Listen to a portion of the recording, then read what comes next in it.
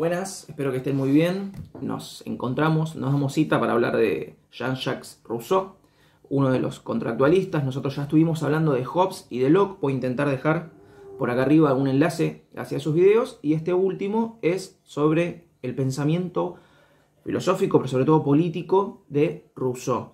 Rousseau era múltiple, es difícil encuadrarlo dentro de decir, era filósofo, también se puede decir que era botánico, se puede decir que era pedagogo, también era músico y seguramente botánico también, me estoy olvidando de muchas cosas, las cuales todas esas era Rousseau.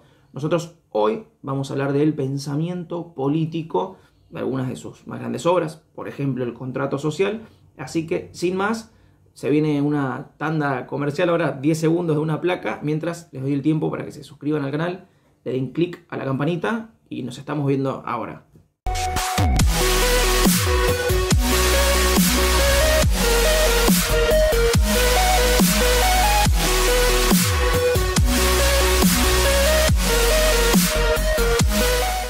Este video va a ser uno de los que más citas tenga, citas textuales. Es muy rico el pensamiento, sobre todo algunas afirmaciones y la forma de hacerlo que tenía el autor. Así que comento de dónde vayamos a sacar la información.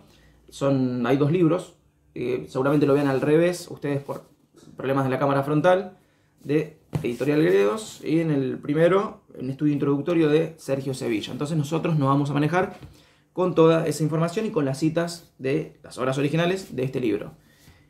Lo que sí hay un error, digamos, si ustedes tienen esta obra también verán que 1712, nacimiento de Rousseau, 1788, ese dato es erróneo, él en realidad fallece 10 años antes, 1778, producto de, algunos dicen una apoplejía, un derrame cerebral, y otros dirán que en realidad se trató de un infarto. Lo que sí es cierto es que en uno de sus ya tradicionales paseos se descompensa, se siente mal, y fallece este gran pensador. Como solemos hacer en este canal, nosotros encuadramos a los autores dentro de un contexto al cual interpelan.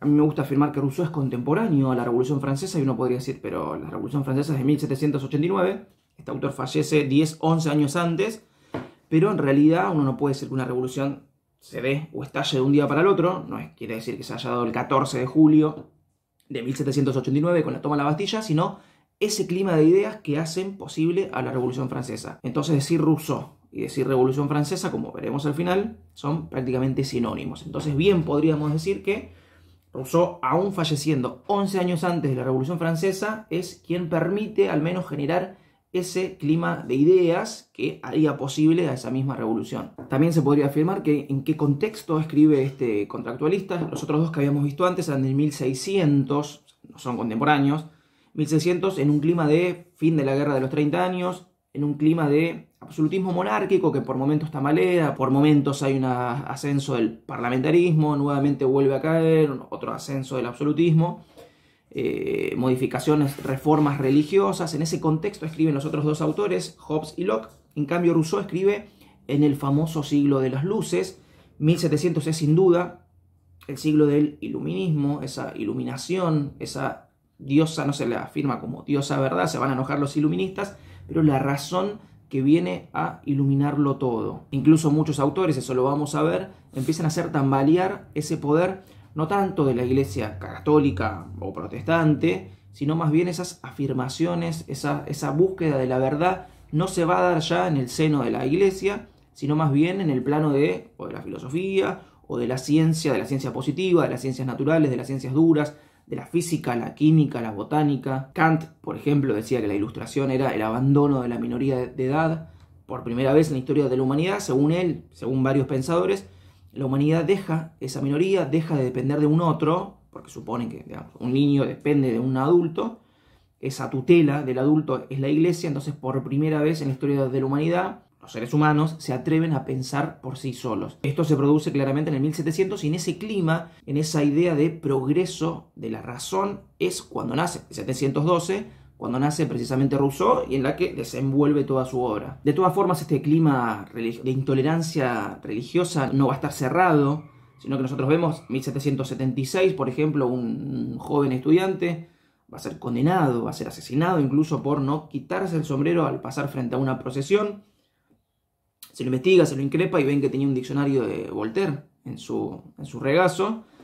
1776. Entonces estamos hablando todavía de, incluso 2 años antes de que muera el autor del que vamos a hablar hoy, donde el fanatismo religioso, esta intolerancia religiosa todavía va, aunque se empiecen a socavar esos cimientos o esa importancia que se le daba a la Iglesia Católica, va a seguir dominando en lo moral, en la potestad de decir lo que es bueno, lo que es malo, lo que se puede escribir y lo que no se puede escribir, e incluso las obras más importantes del pensador que vamos a tratar hoy fueron condenadas a la hoguera. En este contexto también, sobre todo estoy pensando en 1772, hay una famosa portada de la enciclopedia. La enciclopedia es un proyecto extremadamente ambicioso, no es la enciclopedia como la conoceríamos hoy en día, o más bien, aún siendo como la conocemos hoy en día, para 1772 supuso una especie de buscador, una especie de Google de la época, en donde uno podía entrar a ese super diccionario, a ese super libro, para ver que se estaba discutiendo sobre determinada temática. Por ejemplo, sobre la política, sobre la economía política, sobre la sociedad. Había distintas entradas en esa enciclopedia, escrita precisamente por todos estos pensadores. En esa portada de 1772 se ve a la verdad personificada, iluminándolo todo. A la derecha, esa verdad personificada tiene a la filosofía y tiene a la razón, que están rasgando el velo de la verdad. Entonces, para que la verdad sea iluminada, tiene que, efectivamente, la razón y la filosofía tienen que correr finalmente ese velo. Entonces estamos en este clima en donde se cree que la razón, que la filosofía van a poder iluminarlo todo. Dentro de esta enciclopedia es donde nuestro autor va a realizar sus principales aportes, pero no todavía pensado en términos de filosofía política, sino más bien en términos de música. Hay cerca de 400 entradas que hace Rousseau sobre música, y él incluso quería dedicar su vida a ello. Intenta modificar, él cree que va a ser revolucionario un nuevo sistema de anotación de música, es decir, una modificación sobre los famosos pentagramas. Eso no prospera y él va a ser finalmente más reconocido por su obra dentro de la filosofía política que estas 400, un dato no menor, estos 400 aportes en esta famosa enciclopedia. Y esta idea de la verdad iluminándolo todo va a ser muy fuerte, no solo en toda la ilustración, sino también en el pensamiento mismo del autor. También se puede afirmar que él es uno de los fundadores de la autobiografía moderna. Hay un ya famoso libro de él llamado Confesiones, y en el capítulo número 2, en el libro número 2 de las Confesiones, dice: este peso ha permanecido sin alivio alguno hasta hoy sobre mi conciencia, y puedo decir que el deseo de librarme de él ha contribuido mucho a la resolución que he tomado a escribir mis confesiones. Él quiere contar algo, quiere confesar algo, precisamente, valga la redundancia, en ese libro Confesiones, que tiene que ver con la verdad. Más adelante dice: esa criminal mentira me dejó imborrables remordimientos que me preservaron el resto de mi vida. No solo de toda mentira de este tipo, sino de todas cuantas del mundo que pudieran afectar el interés y la reputación de otro. Uno podría preguntarse, ¿pero por qué está tan preocupado el autor? ¿Qué mentira? Bueno, cuando él tenía 16 años, es lo que él comenta en sus confesiones, había robado una cintita para el pelo, él trabajaba de lacayo para una familia importante, y él termina acusando a una sirvienta de esa casa, los termina echando a los dos, y él, eso va a ser imborrable en su vida. Uno decía, bueno, pues puede ser un dato menor, él va a quedar con ese cargo de conciencia permanentemente, y entonces lo que va a hacer toda su obra filosófica, política, tiene que ver mucho con, al menos lo que él está argumentando, con este deseo de dejar de ocultar la verdad. Tiene todavía desde los 16 años ese cargo de conciencia, entonces lo que va a intentar hacer en toda su obra es suplir ese remordimiento que tiene por lo cometido por él mismo cuando tenía 16. Este proyecto de escribir Confesiones, 1764 estamos hablando, tiene quizá más que ver o más sentido con otra faceta de la vida personal del autor, que es súper importante, uno podría decir, pero estamos hablando de sus producciones, que tanto hace esta faceta personal, mucho, porque él está escribiendo en ese sentido, y no tanto, y es lo que se le suele reprochar y lo que sus críticos reprochan. Él tuvo 5 hijos, a los cuales abandonó a todos, los entregó al Estado, que se críen en orfanatos, conscientemente, él, digamos, adrede, pacta con su compañera, con la madre de esas criaturas, para ser entregados al Estado, para desvincularse. Él, cuando después argumenta, cuando se le pregunta, cuando se le critica, a decir que en realidad él está cumpliendo con ese ideal platónico de la República de Platón.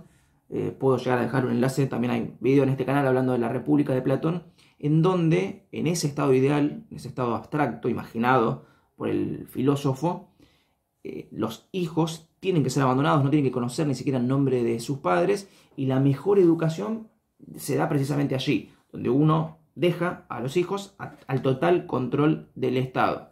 Después en un momento también se va a justificar Rousseau en el sentido de que no tenía los recursos para poder criar a sus hijos, además estaba confiando plenamente en ese momento en la educación francesa, en la educación estatal, así que lo mejor que le podían pasar a sus hijos antes que ser criados por él mismo era que se haga cargo el mismo Estado. Entonces lo hace, supuestamente, ¿no?, a los ojos de él, para evitarles un mal mayor, y lo mejor fue, en ese caso, haberlos abandonado a los 5. Entonces uno creería pensar de que esas confesiones fue escrita para esto, pero no, él está más preocupado por una cintita que se robó cuando tenía 16 años que por haber abandonado a sus 5 hijos. Dijimos que íbamos a citar mucho, este video que quizás sea de los más extensos en términos de citas, pero porque me parece que el autor lo dice todo, sin tapujos.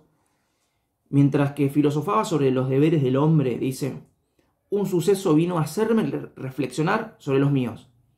Teresí quedó embarazada por tercera vez. Mi tercer hijo fue llevado al hospicio, igual que los 2 primeros, y lo mismo se hizo con los 2 que siguieron, pues he tenido 5 en total. Este arreglo me pareció tan bueno, sensato y legítimo que si no me vanaglorié abiertamente del mismo, fue únicamente por consideración hacia la madre, aun cuando si se lo manifesté a todos cuantos había hecho partícipes de nuestras relaciones. Tras calibrarlo todo, elegí para mis hijos lo mejor o lo que yo creí tal. Yo habría querido, y todavía lo querría, haber sido educado y alimentado como ellos lo fueron. Sigue justificando el hecho de haber abandonado a sus 5 hijos. Uno diría, sigue siendo parte de la vida personal, no tiene que ver con su obra. Él está plasmando esto en sus obras. Ya para meternos en la obra del autor, un dato muy importante, quizá de los más importantes y que no es tenido en cuenta, porque me parece que se analizan los autores a veces desde una frialdad académica, sobre todo cuando analizamos los autores de la Ilustración, en términos incluso objetivos. El rol de los sentimientos es fundamental en este autor, y así lo va a escribir. Es prácticamente, no se puede, Eduardo Galeano afirma ser un sentipensante, Rousseau no hace eso, está escribiendo siglos antes, pero me parece que puede ser considerado como tal, en donde él, además de darle énfasis al progreso de la razón, la importancia de la razón en el conocimiento o en la constitución de un estado de tipo ideal, también en términos sentimentales. En Confesiones, él comenta, escribe, que aprendió a leer y lo que hacía era sentir los libros. Entonces, él va a decir, sentía las cosas incluso antes de comprenderlas. Este hecho de sentir las cosas antes de comprenderlas también va a ser uno de los fundamentos de lo vamos a ver después, su estado de naturaleza. Entonces los sentimientos para este autor van a jugar un rol fundamental, como no lo estaban haciendo el resto de los pensadores de la Ilustración. Y se comenta, uno puede leer tranquilamente, que son obras que han sido devoradas por sus contemporáneos. Algunos dicen que incluso que Kant, una persona extremadamente puntual, sus vecinos ponían el reloj en hora cada vez que él pasaba caminando porque salía puntualmente a la misma hora. Suspendió uno de esos paseos para devorarse uno de los libros de Rousseau. Kant era muy lector, incluso al menos en su faceta de la filosofía política va a tomar mucho de este autor, y eso, no pasó desapercibido para sus contemporáneos, que devoraban literalmente las obras de él. ¿Por qué damos hincapié a este hecho de los sentimientos? Se podría decir que el famoso pienso, luego existo, es transmutado por este autor por el siento, luego existo. Por ejemplo, en el libro séptimo de las Confesiones, dice: no puedo equivocarme sobre lo que he sentido, ni sobre lo que mis sentimientos me han llevado a hacer. Es decir, uno se puede equivocar de otras cuestiones, sobre lo que uno piensa incluso, pero no se puede equivocar nunca sobre los sentimientos. Entonces, la materia prima, o sobre lo que tenemos que trabajar, o el elemento primario sobre el que podemos construir toda su filosofía, es sobre este elemento central de los sentimientos. Es un autor muy preocupado por cuestiones morales. Él va a decir que hay 2 instintos primarios, que es uno, el de la conservación de la integridad física de la propia vida. Es esa pulsión originaria, todos tendríamos de forma innata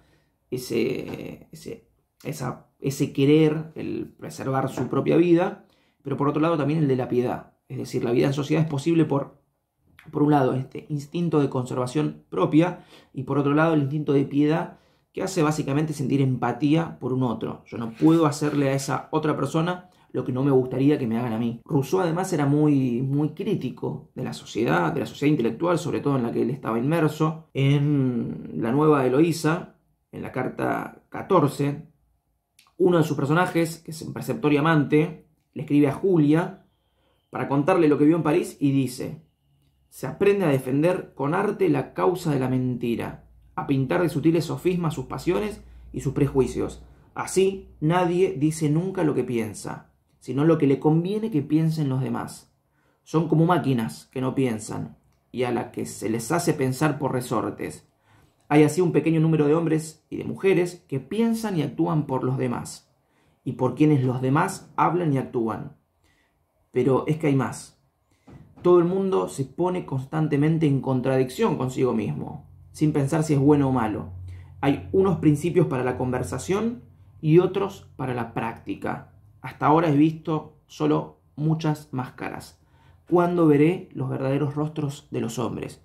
Eso es lapidario, por eso había que citarlo de forma extensa. Parece que lo está diciendo todo, en donde ve esa hipocresía de mediados del 1700, fines del 1700 también, en donde la mayor parte de la población dice cosas que efectivamente no piensa cosas que efectivamente no lleva a la práctica. Entonces es Rousseau un pensador súper presente. Es la famosa, no importa cuándo leas esto, uno de 2020 puede citar esta frase de Rousseau que aplica completamente. Hay un suceso fundamental en la vida del autor que es octubre de 1749, donde prácticamente, según él, baja una luz, no sé si divina, pero sí la luz de la razón, de la iluminación, que le dice al respecto de lo que él tiene que escribir. En realidad él estaba yendo a visitar a Diderot, que se encontraba preso por una publicación que había hecho.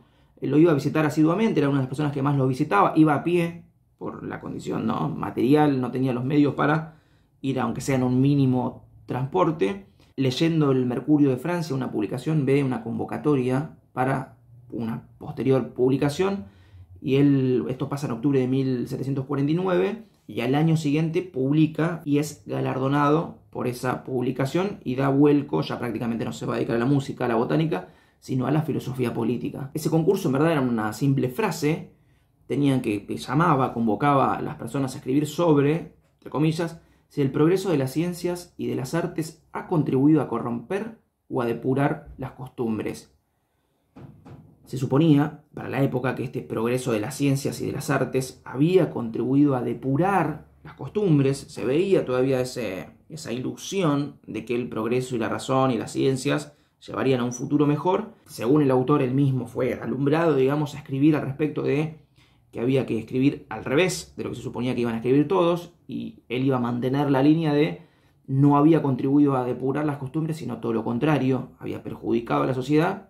Diderot luego va a decir que en realidad fue idea de él, que le marcó todo el camino a Rousseau y que Rousseau escribió finalmente eso. Por ejemplo, luego, como dijimos que era de los primeros autobiógrafos, él va a decir: repentinamente sentí mi mente deslumbrada por un millar de luces, al ver la publicación del periódico. Un sinfín de ideas vivaces comparecieron a la vez con una fuerza y una confusión que me precipitaron en una inefable turbación. Sentí como mi cabeza era presa de un aturdimiento similar a la ebriedad. Oh, Señor, dice, si hubiese podido escribir una cuarta parte de lo que vi y sentí, entonces, con cuánta claridad habría hecho ver todas las contradicciones del sistema social. Él fue premiado y se atribuye a eso que termina escribiendo, precisamente el vislumbrar todas esas contradicciones de la sociedad, y él dice: y eso que no escribí, ni siquiera una cuarta parte. Si hubiese podido escribir todo lo que bajó a mi mente en ese momento, en ese octubre del 49, hubiese sido brillante. Otro de los conceptos fundamentales en el autor es el de voluntad general. Esto es central, digamos, cuando uno escribe Rousseau, además del contrato social, bueno, aparece esta idea de voluntad general, y él la va a desarrollar en realidad gracias a la obra de quien habíamos hablado antes, de Diderot. Incluso el textual dice que esa obra la de su amigo, había sido la fuente de este gran y luminoso principio. ¿Cuándo se empieza a desarrollar este concepto? El concepto de voluntad general aparece en el discurso sobre la economía política, que en realidad lo encontramos publicado en la enciclopedia como economía, entre paréntesis, moral y política. La voluntad general, escribe Diderot, es en cada individuo un acto puro del entendimiento que razona en el silencio de las pasiones sobre lo que el hombre puede exigir de su semejante y sobre lo que su semejante tiene derecho a exigirle a él. Es lo que decíamos antes, es prácticamente no hacer lo que no quiero que me hagan. Eso es, resumidas cuentas, mucho más complejo, el pensamiento también de Rousseau al respecto de lo que es la voluntad general. Y una de las preguntas fundamentales es ¿dónde habita o derecho natural, si se quiere, o voluntad general? Lo que va a decir Diderot es, bueno, habita prácticamente en la legislación, en lo que se ha escrito desde Hammurabi hasta el presente, todo ese sistema codificado de lo que se puede hacer y lo que no se puede hacer. Y lo que va a hacer Rousseau es coincidir en parte, pero va a matizarlo y va a decir no basta con ver ese registro escrito de lo que estaría bien y lo que está mal. Cito, es lo contrario, es el orden social establecido entre nosotros, de donde extraemos las ideas de cuánto nos imaginamos y solo comenzamos a devenir hombres tras ser ciudadanos. Acá ya está adelantando algunas cuestiones de ese estado de naturaleza. Si para Hobbes el estado de naturaleza era, no se podría afirmar la mala pura, pero sí la codicia, la avaricia, esa guerra de todos contra todos, donde el hombre es el lobo del hombre, tiene que haber un leviatán, un estado que se nos imponga y controle esa situación.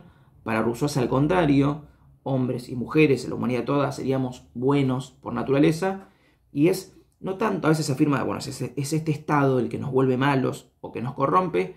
Rousseau está diciendo en verdad que muchos de nuestros valores morales, muchos de las conductas por las cuales nos manejamos en el día a día, tienen que ver con ese estado. Entonces, ese estado de naturaleza que supone Hobbes, en verdad es el mismo presente. ¿Por qué? Porque Hobbes le está atribuyendo a ese estado de naturaleza características que son de él, en ese caso, de ese presente inglés del 1600. Por ejemplo, entre comillas, dice Rousseau sobre Hobbes, el error de Hobbes no es establecer el estado de naturaleza entre hombres independientes, ahora socializados, sino presumir este estado natural en la especie y haberle dado como causa los vicios de los que él es el efecto.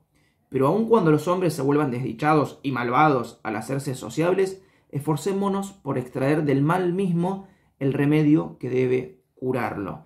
Entonces, ese estado de naturaleza que ahí radica precisamente el error de Hobbes, según Rousseau, es atribuir a ese estado de naturaleza los efectos de ese estado. Entonces, todas esas características, ese estado, esa amenaza mutua, esa guerra de todos contra todos, en realidad es el resultado del estado. Es decir, viene a posteriori de esa organización política y no lo antecede. Siguiendo con las citas textuales, en el manuscrito de Ginebra, que va a ser uno de los antecedentes a una obra previa al contrato social, la voluntad general es en cada individuo un acto puro del entendimiento que razona en el silencio de las pasiones sobre lo que el hombre puede exigir de su semejante y lo que su semejante, lo que decíamos antes, tiene derecho a exigir de él. La voluntad, esto ya está en el contrato, la voluntad general es siempre recta y siempre tiende a la utilidad pública, pero no se sigue que las deliberaciones del pueblo tengan siempre la misma rectitud. Con frecuencia hay mucha diferencia entre la voluntad de todos y la voluntad general. Esta, es decir, la voluntad general, solo mira al interés común. La otra, es decir, la voluntad de todos, mira al interés privado. No es más que una suma de voluntades particulares. Pero quitad de estas mismas voluntades los más y los menos, que se destruyen entre sí, y queda por suma de las diferencias la voluntad general. Él, cuando hable de economía, incluso va a querer eliminar estos polos opuestos. Estos polos opuestos en el sentido de eliminar la opulencia, eliminar la riqueza y, por otro lado, eliminar la extrema pobreza. Se puede decir, a los ojos de los que vimos en el 2020, que lo que quería hacer era fortalecer una clase media, y lo que estaba haciendo en verdad es eliminar estos dos polos extremos y opuestos de la estructura social. Y volviendo a esta idea del interés general, el interés de todos, esta voluntad general, valga la redundancia, por lo general cuando se afirma y se habla de la voluntad general pareciera ser el interés de todos, pero no es la simple sumatoria de las partes. No es que en cuestiones de censo o de votación o en términos democráticos incluso. Él va a decir que la democracia simplemente funcionaría para un gobierno de dioses. Es un gobierno muy perfecto que solamente funcionaría con dioses. Los seres humanos somos perfectibles y quizá no es que sea crítico con la democracia, pero quizá la democracia no nos sirva tanto porque tenemos nuestras aún debilidades. Y esta voluntad general, repito, no es la sumatoria de todas esas voluntades particulares, porque en última instancia termina siendo, por ejemplo, 100 personas, 52 deciden algo, las otras en términos democráticos pierden. La voluntad general no es eso que estamos diciendo precisamente sería la voluntad de todos, son esos intereses particulares o esos intereses mezquinos. La voluntad general es algo totalmente abstracto, es más pensado en términos de el hombre, que tiene mucho que ver también con el concepto de, que vamos a ir después, amor propio, amor de sí, que tiene que ver con esta idea de querer el beneficio de la humanidad toda. Y esta idea que decíamos recién de generar una gran clase media o eliminar a estos opuestos, tiene que ver mucho con esa idea de propiedad. A veces también se le endilga al autor ser uno de los antecesores del comunismo en términos de esta destrucción o eliminación de la propiedad, que también es una mala lectura del marxismo o del socialismo, cuando, bien leído, digamos, no se trata de atacar la propiedad privada toda, sino simplemente la propiedad privada de los medios de producción, pero lo que va a decir Rousseau años antes es: mi idea no es destruir la propiedad particular, porque es imposible, sino encerrarla en las más estrechas lindes que sea posible. Entonces puede ser entendido más en términos de acumulación. Está en contra de esa acumulación excesiva que termina generando poseedores de todo y desposeídos precisamente de ese todo también. Para erradicar ambos polos habría que grabar lo lujoso. Él en algunos momentos, en términos económicos, está pensando en una economía autosustentable, cerrada en sí misma, limitar el comercio con el exterior. Podríamos citar el discurso sobre la economía política, afirma, genial esta frase: las leyes son igual de impotentes contra los tesoros del rico y contra la miseria del pobre. El primero las elude, el segundo las obvia, no rompe la tela, el otro pasa a través de ella. Es decir, la ley, que tenía que ver con otros autores que hemos visto antes, o Foucault incluso, citando en La verdad y las formas jurídicas, esta idea de que, bueno, las leyes en realidad son hechas para el pobre, para que las cumpla el pobre, pero en algunos momentos hay un obispo que dice, bueno, pero también podemos cumplirla nosotros porque nosotros damos un mal ejemplo. Entonces acá se ve de forma clara esto, de que esta ley está hecha para el pobre, y con un peso omnipresente hacia ese pobre, y por otro lado el rico que no cumple. Entonces esos dos polos opuestos tienen que ser, en la filosofía política de este autor, eliminados. Y esta idea también que decíamos antes del estado de naturaleza va a ser central, porque él no es que él abandona la empresa, al decir, no tiene mucho sentido estudiar el estado de naturaleza, pero nos parece central. Él está comparando, incluso textualmente la afirma, son como esas estatuas de dioses griegos que han sido carcomidas por el tiempo, por el barro, por la historia, y lo que son hoy en día es otra cosa de lo que fueron en su momento. El alma humana es otro tanto, es decir, el alma humana en algún momento fue algo y la sociedad, la vida en sociedad, la política ha hecho otra cosa.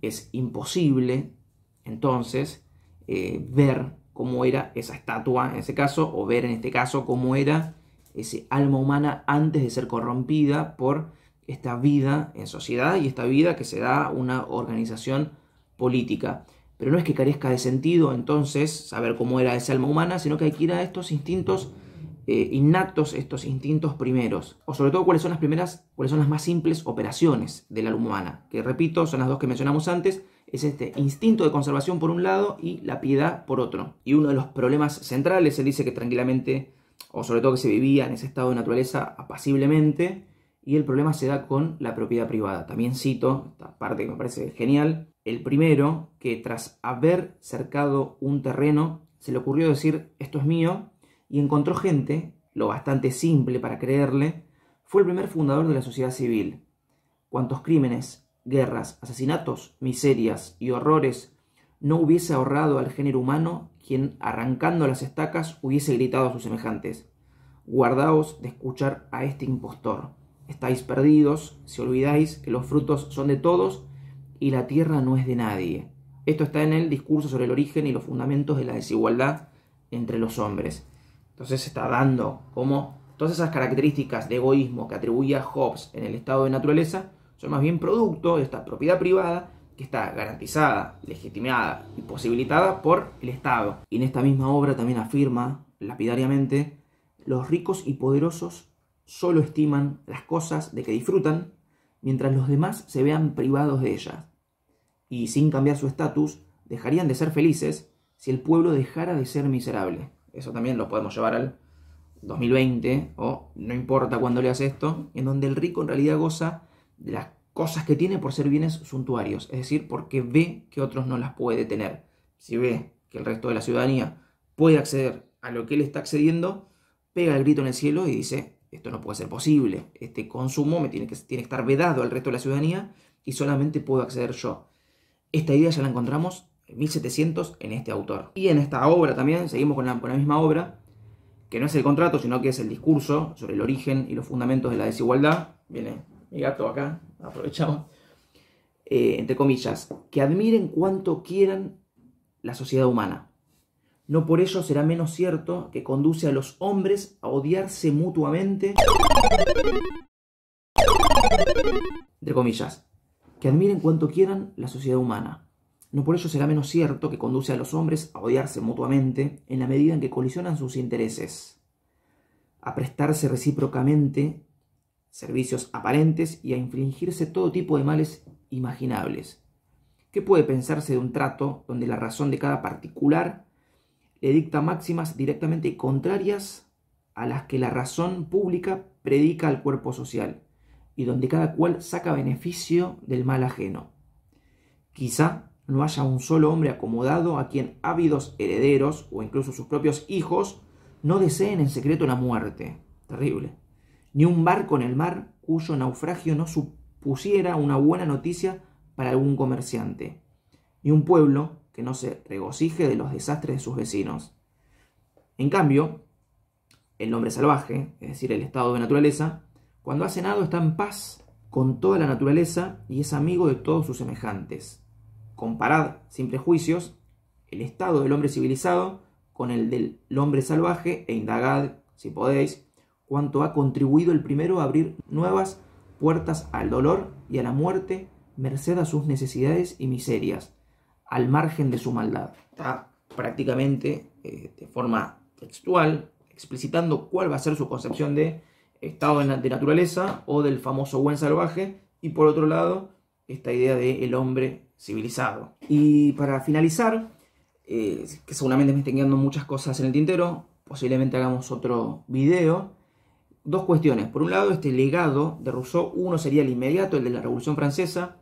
Robespierre lo ha tomado como divinidad, sin exagerar. Una de sus frases, cuando fallece, estaba enterrado en otro lado, lo llevan finalmente a París, 1794, y Robespierre lanza una frase: oh divino Rousseau, tú me enseñaste a conocerme, quiero seguir tu venerado sendero. Seré feliz si, en el curso peligroso que una revolución sin precedentes pone ahora ante nosotros, me mantengo siempre fiel a la inspiración que he encontrado en tus escritos. Entonces está colocado Rousseau en ese pedestal y de haber hecho posible a esta revolución francesa.